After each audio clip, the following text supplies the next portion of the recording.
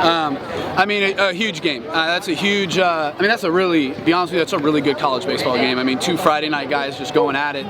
Their guy pitched his tail off, and you know, it really just came down to who's going to make most mistakes and who's going to be able to get the big hits. And both the guys pitched out of some trouble. But I mean, that's what Friday night big time college baseball games are supposed to be like. So obviously Rudy just pitched his tail off. It was awesome.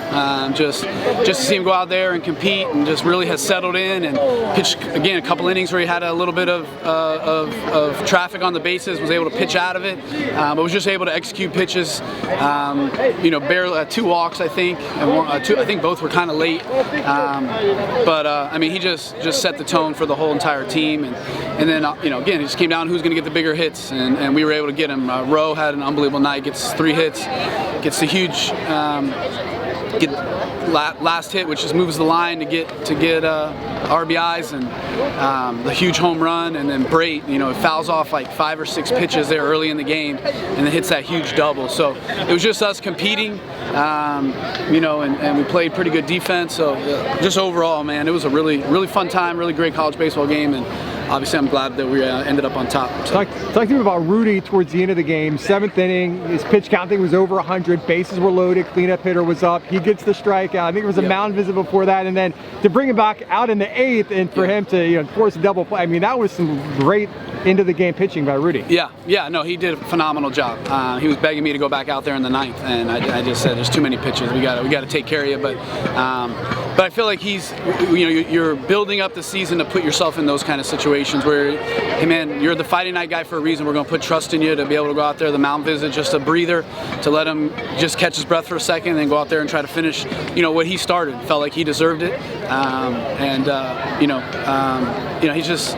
Again, that's why, hey, we talked about it all, you know, at the end of the fall and early in the year, why he's pitching on Friday nights. And tonight was a great example of him just stepping up and being able to make huge pitches late in the game. When in those situations, one pitch, one bad pitch ends up leading to a home run or a base hit that changes the game. You got to be locked in, and, you know, proud of him for doing that. Yeah. What was it to go back to Kyle after what happened earlier?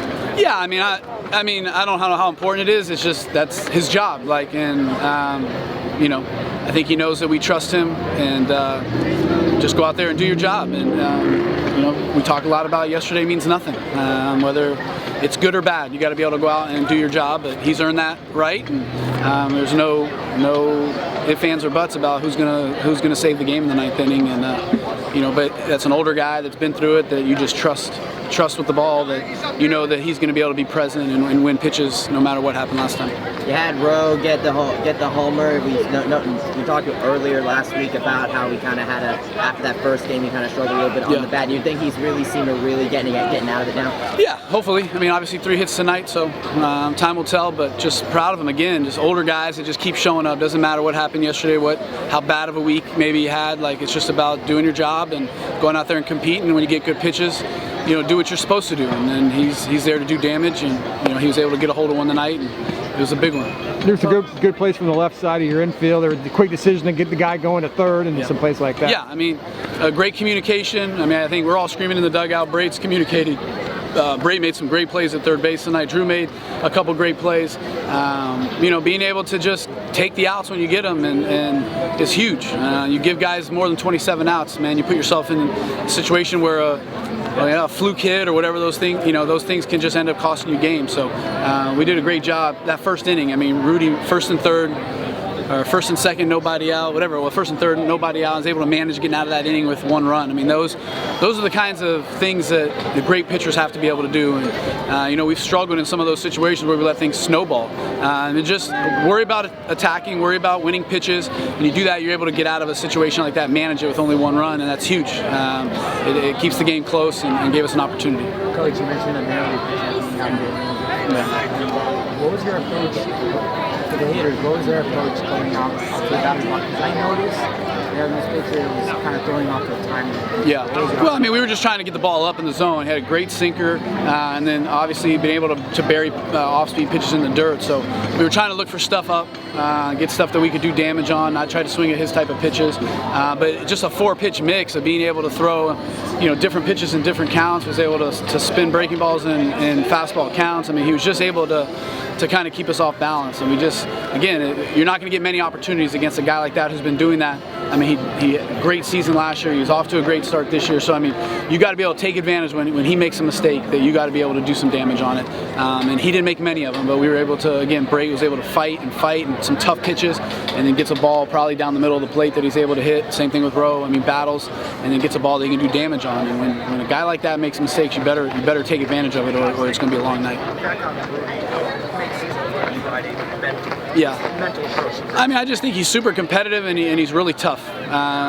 He's just a tough kid that, loves to be on the mound, but loves to compete and loves to be in that situation. He's one of those guys too where, he's kind of has an alter ego when he goes out there. You know what I mean? Like, he's this great, unbelievable A+ kid you want your daughter to marry. You know what I mean? But when he gets on the mound, like, he's super competitive and wants the ball, and doesn't want to come out of the game. Like, it just, probably his parents and just raising him, and just super competitive, and has grinded through a lot of different things in his life.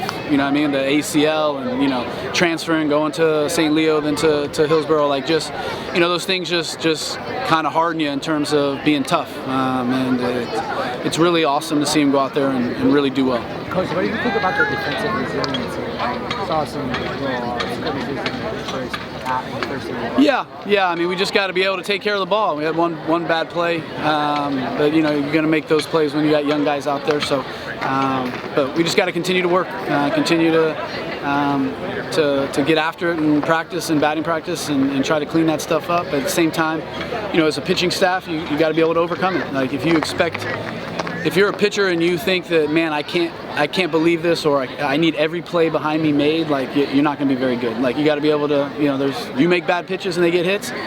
Defense is going to make bad plays. You just got to be able to overcome it. And again, that just shows the resiliency of a guy like Rudy, who can, just give me the ball, I'll figure out a way to get out of this. Rudy's obviously been solid. You've been looking for consistency on Saturday and Sunday. You made some changes. I know Staggs kind of been trending that way. Just kind of talk about what decision you did make with Staggs going tomorrow, and I guess what Jacob Marlowe on. Yeah, on I mean, I just feel like those guys deserve it. You're trying to put yourself in, and you're basing a lot of the stuff early in the year based off of the entire fall and the entire January preseason and all that kind of stuff. And we talk a lot about the process, and so I don't try to make quick decisions and guy earns something for the entire 7 weeks of fall and preseason, and then all of a sudden you want to just abort after one start or whatnot. So you're giving guys opportunities to be about their process, and obviously trying to win games, and having a 5-game week last week changes some things too.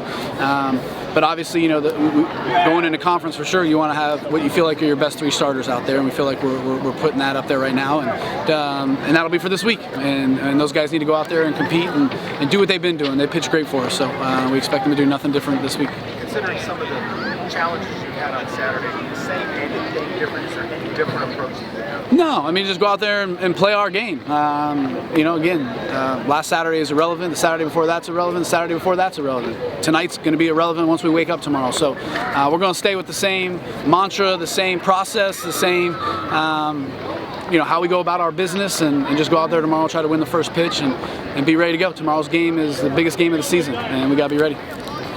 Thanks, guys. Appreciate it. Thank you.